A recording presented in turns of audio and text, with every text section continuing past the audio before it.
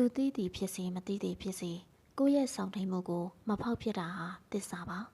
အနီးနားမှာချီရင်ပဲဖြစ်ဖြစ်အဝေးမှာချီရင်ပဲဖြစ်ဖြစ်မျက်ကွယ်ရမှာတော့ကိုယ့်ရဲ့ဂုဏ်သိက္ခာကိုထိမ့်သိမ့်တတ်တာဟာတကယ်သစ္စာတရားပါပဲသစ္စာရှိတယ်ဆိုတာတစ်ဖက်လူကိုကြောက်လို့မဟုတ်ဘူးကိုယ့်ရဲ့အစင်တန်းကိုကိုယ်တိုင်သတ်မှတ်တာပါမှန်ပါတယ်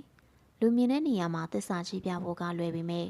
လူမမြင်တဲ့နေရာမှာတော့ကိုယ်နှလုံးသားကိုကိုယ်တိုင်စုံမနိုင်ဖို့ကတော့ခက်ခဲပါတယ်တကယ်ချစ်တဲ့သူဟာသူသိသွားမှကိုကြောက်တာထက်သူ့အပေါ်မယိုးသားမိမှပိုပြီးကြောက်ရွံ့တတ်ကြတယ်သစ္စာတရားဆိုတာတစ်ဖက်လူကိုပြီးတဲ့လက်ဆောင်တစ်ခုတည်းမဟုတ်ပါဘူးကိုဘယ်လောက်ထိတန်ဖိုးထားသလဲဆိုတဲ့သက်သေပြချက်တစ်ခုလည်းဖြစ်ပါတယ်မျက်နှာချင်းဆိုင်မှာတွေမဟုတ်ပဲကြောခိုင်းထားတဲ့အချိန်မှတော့ယုံကြည်မှုကိုမပြတ်စည်းစေတဲ့သူမျိုးပဲဖြစ်စေချင်ပါတယ်